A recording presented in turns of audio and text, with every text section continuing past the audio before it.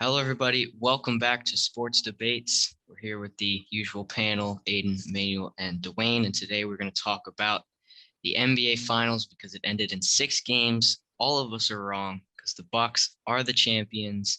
They came back down 0-2, won 4 straight, and well, it seemed like they were more deserving than the Suns. We'll get into that. So we'll start off the recap of the series, and then we'll get into our thoughts about it. So again, the Bucks came back from down 0-2, won 4 straight to win their second title. Giannis was the MVP. He averaged 35 points per game, 13 rebounds, 5 assists, and became the 7th player to score 50 points in a finals game. He did that in game 6. He also had two straight 40-point games. The Bucks became the 4th team to win a title after trailing by 2 games, trailing 0-2 to start.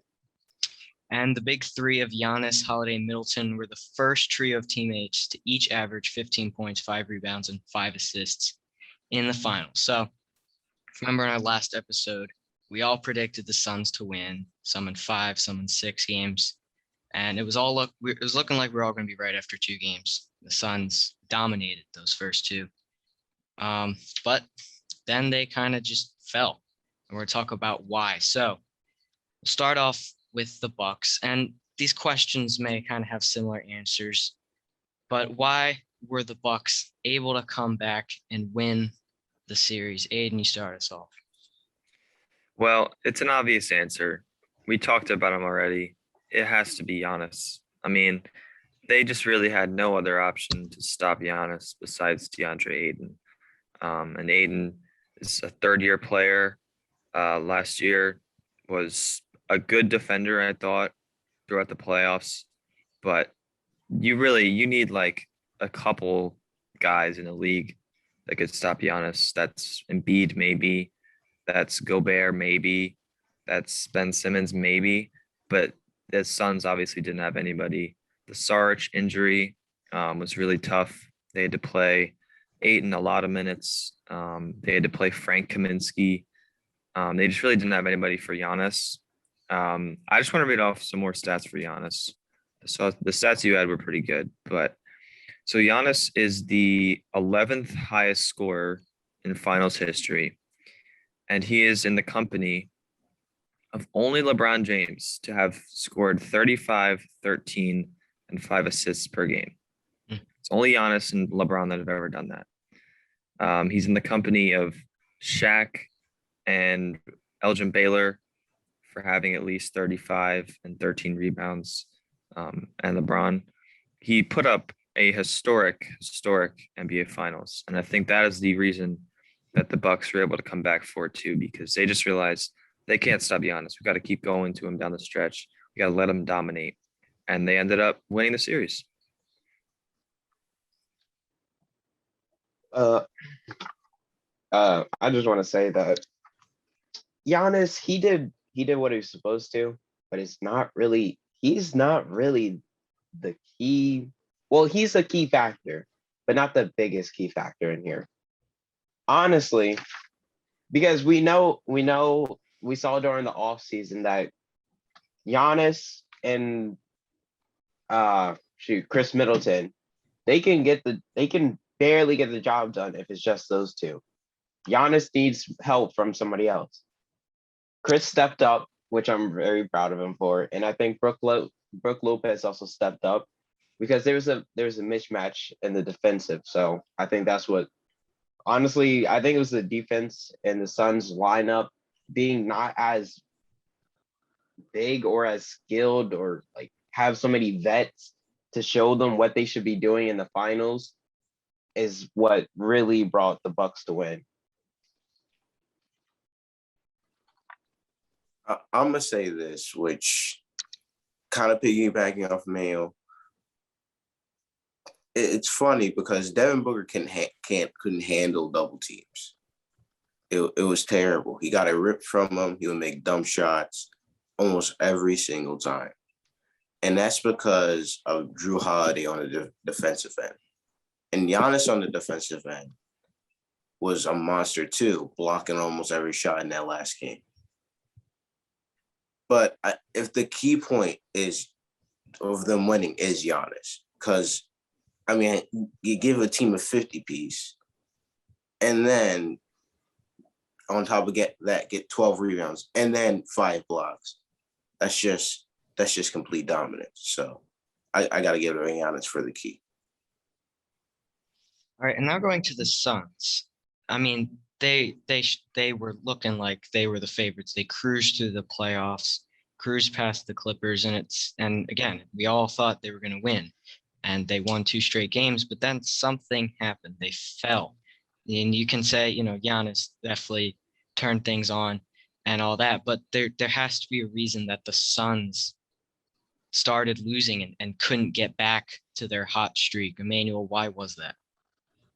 I think it's because Devin Booker started to play hero ball a little bit too much at the moment. He started to take everything into his own hands. And then Chris Paul, he started to kind of get cold. He started to miss shots he usually makes. I think the excitement, the pressure was starting to get to him. Everybody saying this is what makes or break his career. So I think that really got to him. But then also Cameron Payne, if they might have played him a little bit more, he was playing so well. He stepped up as a 6-man, but nothing happened, which still led to them to fall. If honestly they had a little bit more help, they might have been able to do it. I'm gonna say that Devin Booker is one of the key aspects of why they lost. He was definitely trying to play hero ball when he really just needed to chillax, be calm, and just move the ball on the offense. He would try to take tough shots, and it really just didn't work out well. I think with Chris Paul, it was some type of hand injury. I can't remember. The announcer had said something about it, and I was like, oh, okay. Like, it was to his right hand. So it hindered him. You could see it hindered him because he was throwing the ball a little bit wide when he's really a on point passer. So it was a bit strange seeing that. So I gotta say, the reason why the Suns lost is because of the Suns. I mean, the Bucks played good. I'm not even gonna lie. Bucks played great. I'm not discounting the Bucks, but the Suns could have pushed it to 7. But their offense was lazy. And Yeah, so it's kind of a combination of Devin Booker and Chris Paul, in my opinion. So game 4, Chris Paul had a really bad game. He went 3 for 13 from the floor, 10 points, -10, 5 turnovers. He had that bad fumble of the ball towards the end of the game that you never see Chris Paul do. I mean, that game, Devin Booker had 42, 17 for 28. So definitely a good game from him. Then if we go to game 5, Milwaukee only won by 4. That was the steal and the alley-oop from Drew Holiday. Let's see. Devin Booker again had 40 points, 17 for 33. Chris Paul had a better game. But in my opinion, it was just a lack of execution.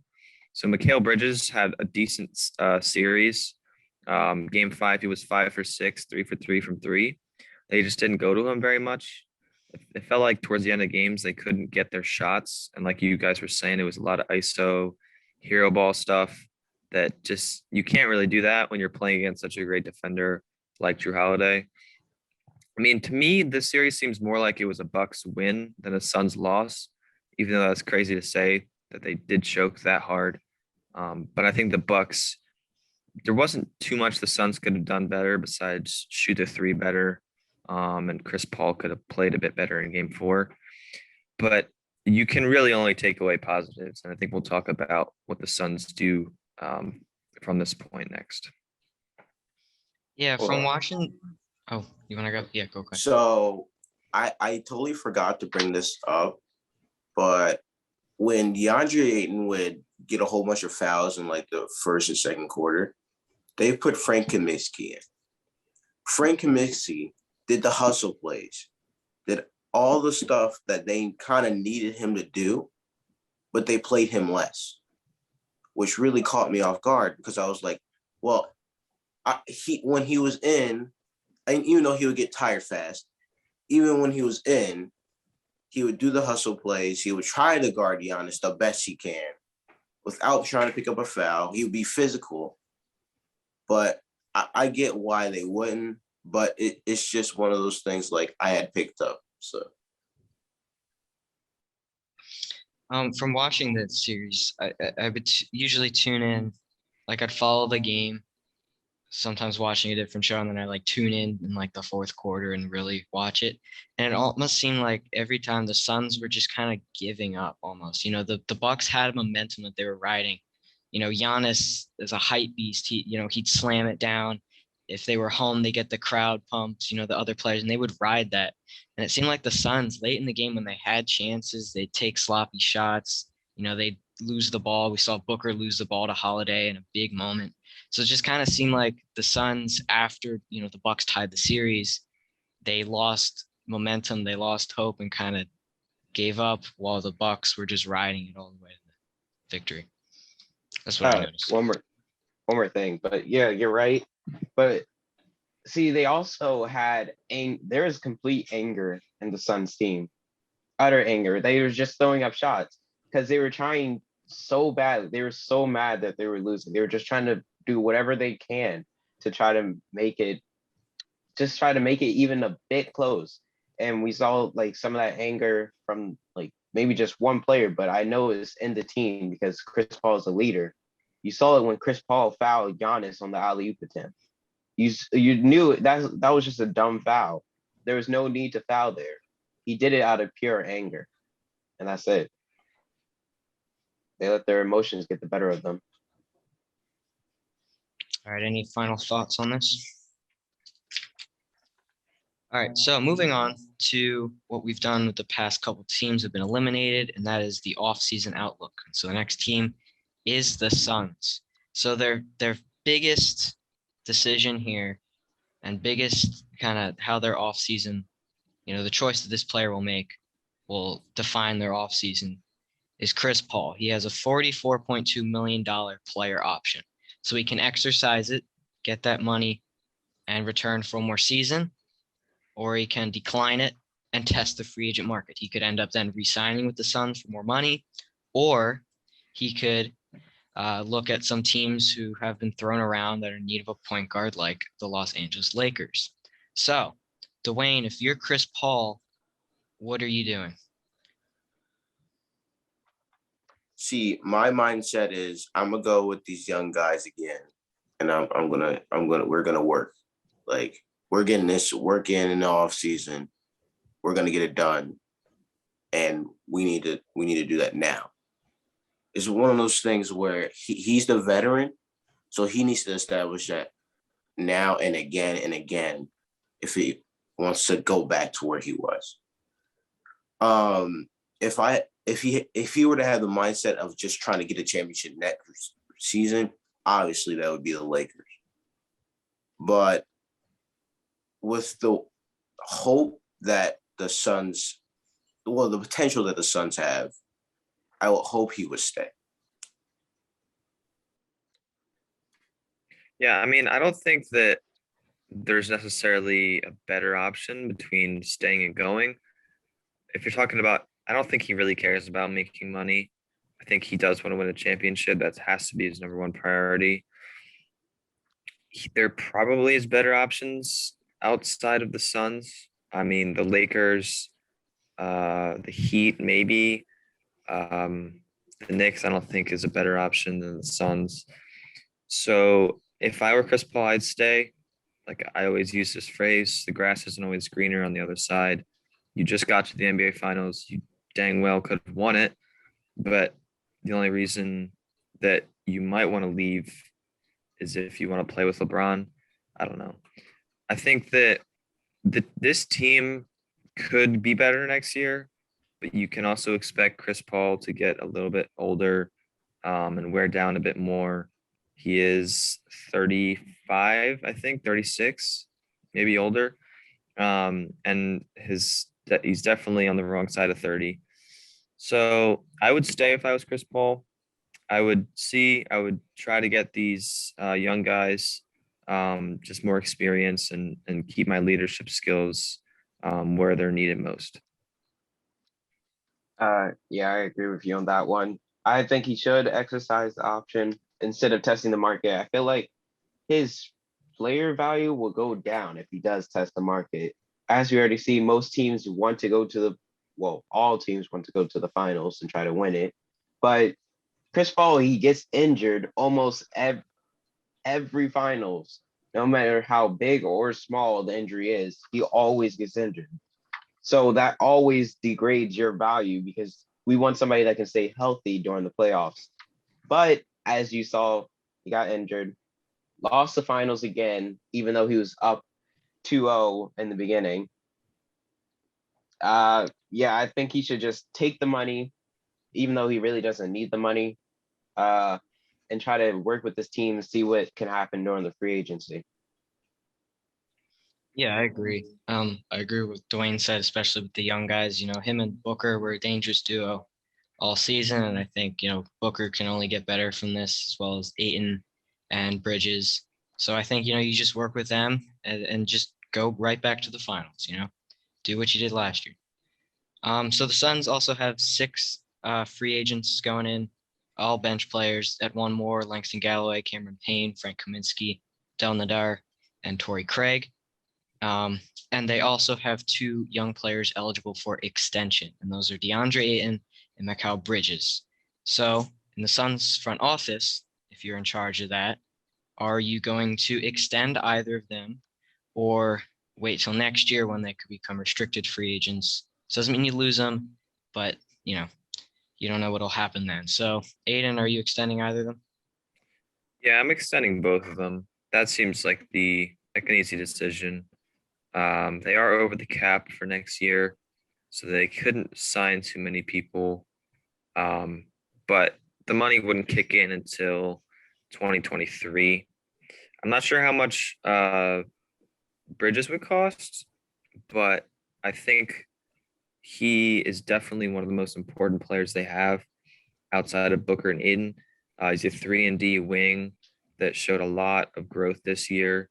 You can't let that guy go. He's exactly the kind of player you want when you're trying to build a championship team. And Aiden showed amazing growth this year in the playoffs, especially. He could do a lot. He could rebound. He could block shots. He could score at times. So I would definitely extend both of them, and I would just look.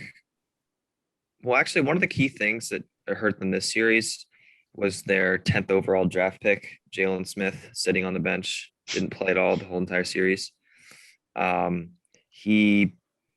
don't know why they just didn't trust him, I guess. You could have had a guy like, here I go, forgetting names. The guy that the Kings took, like 12th last year in the draft. I forget his name. But he showed Halliburton. Yeah, Halliburton. They could have had Halliburton if they had just taken the guy that was more proven in college. But yeah, I would just look to get a couple new bench pieces, maybe make a trade, but they should be back at least to the conference finals, I'd expect next year.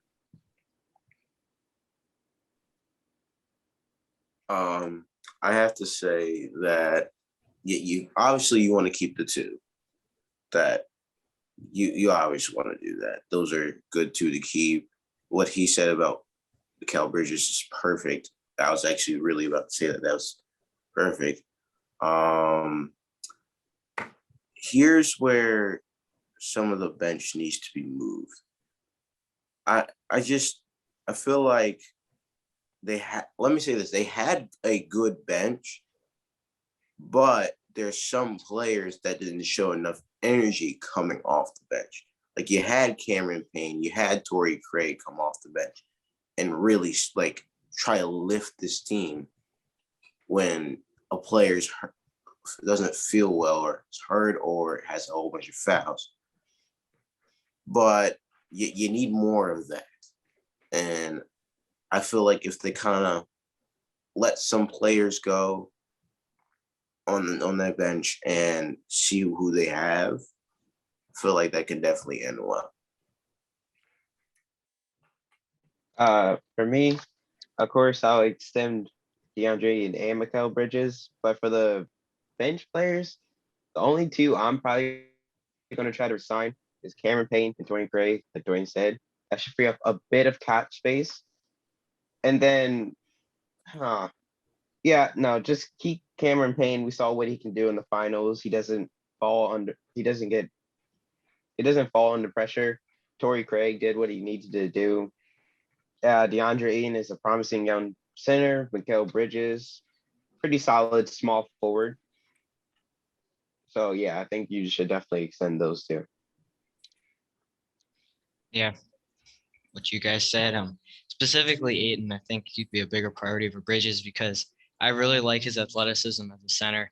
The dunk that he had in the game against the Clippers, that alley-oop with like 0.5 seconds left. I mean, that was one of the most athletic things I've ever seen a center do. And I was thinking, I was like, there's no way guys like Embiid could do that. I mean, the way he jumped over. I mean, they could have, but it was very clean for Aiton, and just all him playing. I mean, he's a different breed of center than some of the other guys. So the final question is with the Suns is number one priority to get back to the finals. What needs to be done? Just it kind of summed up in one sentence. What needs to be done, Emmanuel? They need to get another. I think they need one more vet, like one more, or not, maybe not a vet, but somebody that's not too big of a name, so they won't be too expensive for them, but somebody just good enough to do what they need to do when they play and get the minutes they need to. So maybe like a small forward like that, because they already have a point guard and shooting guard. So maybe a better small forward. Even though Mikal Bridges, you can always and then if you get somebody better than Mikal Bridges, you can get them to mentor Mikal Bridges so he actually gets better, but he gets less minutes.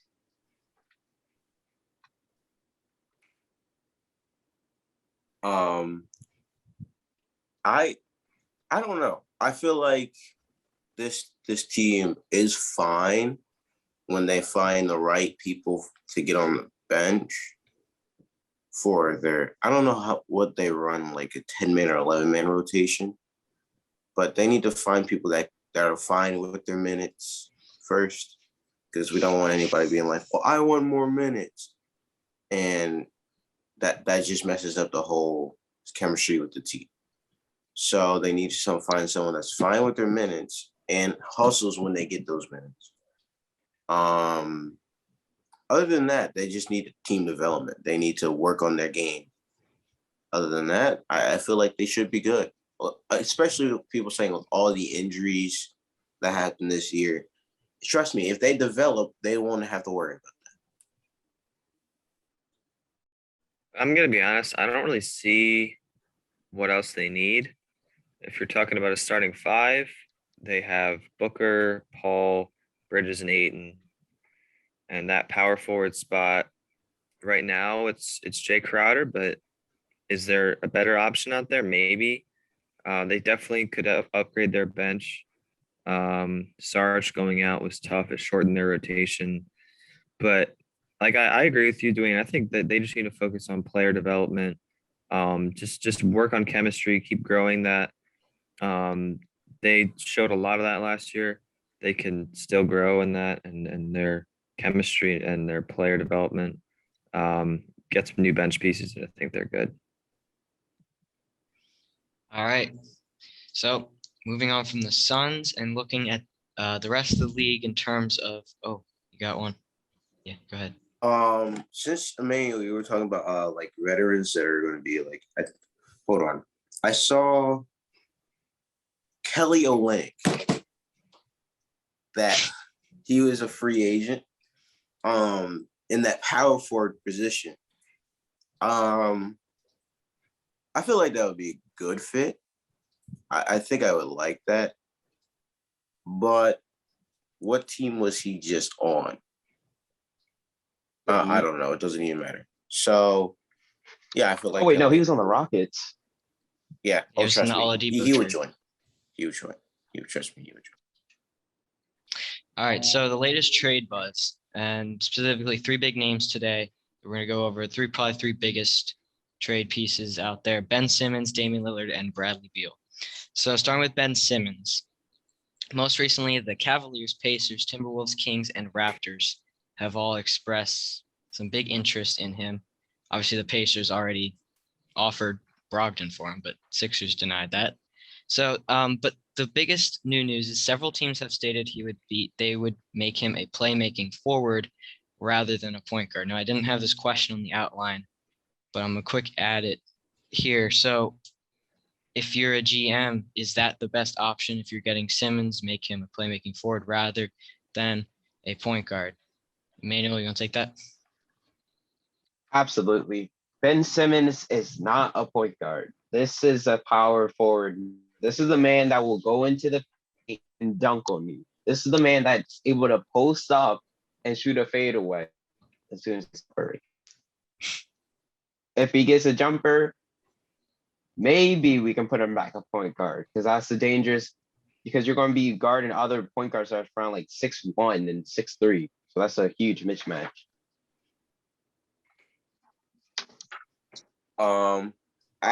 Okay, it matters what team you're trying to build around. If you already have a solid power forward, keep him at point guard. You're good. But if you like, let's say the Pacers were to it's just a random idea. The Pacers were to trade Sabonis for Embiid. I'm just throwing it out there just to mess up the lineup. They already have a sort of point guard there, so then you would move from the power forward. It's one of those things because now you're trying to fill the power forward place. So where do I like him? I like him at the point guard position because I know he can guard every position. And I know if he can guard a big and he can guard the smaller players, I mean, and then he can bring up the ball with no problem. I just like that. I don't really think it matters. It depends on your team. I like what Dwayne said. It definitely depends on who you're building around. If he's on the Kings, you're not putting him at point guard because they already have Halliburton, they already have Fox. If we get Healed and Bagley back, then you put him at power forward. That's a good fit. If he goes to the Pacers, however, you do have to put him at point guard because most likely you're getting back Brogdon, and that means that you already have Turner and Sabonis at your big positions. So it really doesn't matter. Positional basketball is kind of dying in the NBA. You just see so much warping of point guards and centers and small forwards with Jokic, how he's basically a point guard, but he plays the center position. How you have Giannis sometimes who handles the ball and is a great passer. He's a traditional size center, but he plays small forward, power forward. He plays all over the place. Luka, same thing. So it depends on who you're building around. If you have a good point guard that can shoot, then you put him at power forward. If you have a power forward that can shoot, you put him at point guard. And I think either way works for me. All right, we got about 6 minutes here. So Damian Lillard, no question here, but just an update that several reports stated that he requested trade, but he denied them. So that was like the big news of last week. And a source recently stated that he may want to demand a trade closer to the deadline this coming season. So not do this off season in the middle of the season, go join a team that looks like they're contending. So fortunately with time, that's probably a discussion for another day. But final question here is for Bradley Beal.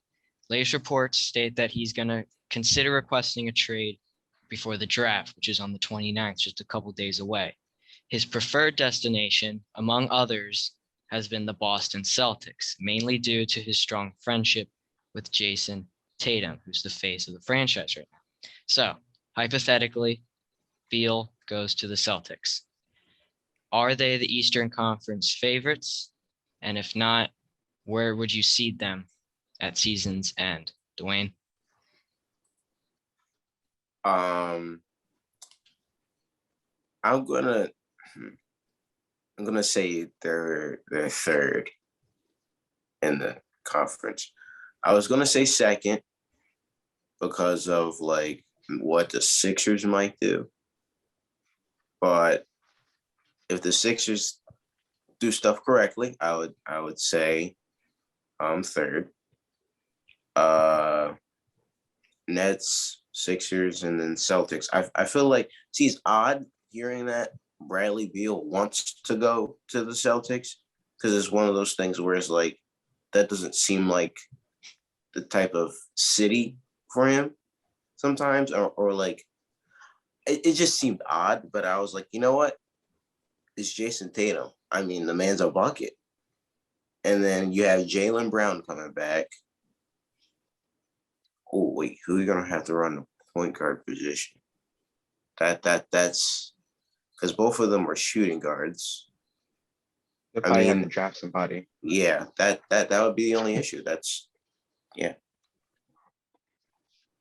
Well, for me, I think the Celtics are going to be like the fourth favorite because you still have the Bucks, the Nets, 76ers, and then you'll put the Celtics right there as number 4. So this is an interesting one. I've heard that the Sixers assistant coach, Sam Cassell, was the person that Beal wanted to be hired, and that he was upset that Cassell didn't get a second interview when he was an assistant coach with the Wizards, and that he might want to go to the Sixers because of that. If I'm looking at the Celtics here, they have a bunch of trade exceptions. They have Gordon Hayward, Enes Kanter, Daniel Tice, and Kemba Walker. So the contracts work out. But if you're talking about assets that the Wizards get from the Celtics, it's Smart and a bunch of like late round lottery picks that didn't work out, like Neesmith, who else? Carson Edwards, Romeo Langford, guys like that don't have much value. If you're talking about that compared to Ben Simmons, the Wizards take Ben Simmons every day over Smart and a bunch of unproven guys. I guess if he wants to go to the Celtics, that would put them, I'd say, number 2. I'd still take the Nets big 3 over Jaylen Brown, Jason Tatum, and Beal. But it would be very interesting to see what those 3 guys can do. Can all shoot the lights out of the ball. So if I were the Wizards, though, I'd take a Ben Simmons package over a Celtics package. And I think Beal would want to go to the Sixers. There's no doubt about that, playing with Embiid. Please. If Beal were to go to the Celtics, I do have the number 2 behind the Nets as well. And I was trying to draw out a starting 5, what that would look like. And like Dwayne mentioned, Beal more of a shooting guard, but I put him at point. Brown shooting guard, Tatum small forward. He had to put Al Horford power forward and Williams the third and center. But I think definitely they might, they could target a center in free agency. They've been looking for a center a while. Evan Fournier is a free agent, so they could bring him back, put him at the center or forward position. So definitely a dangerous big 3 if they get him. But we got exactly a minute left. Any final comments? I don't see Evan Fournier playing center. I think he's like 6'7" max, but he can play. His prime position is a shooting guard. Yeah, they have a lot of guards in that situation if they re-sign him. So I don't know. Would they keep Horford or would they? I don't flip think him? that I like Horford, but I don't think that they should keep him. I mean, it's nice. You're like, yo, he's back. Yeah. But like, he's just more. He takes up more room. I mean, what else can you really do? All right. Well, that's just about it for this edition of Sports Debates. Next one should be a good one. We're going to do top 10 NBA players right now. So hopefully that's going to be a fun one. Hopefully like a big debate. We'll get into that. So stay tuned for that. For all of us, this was Sports Debates. Thank you for watching.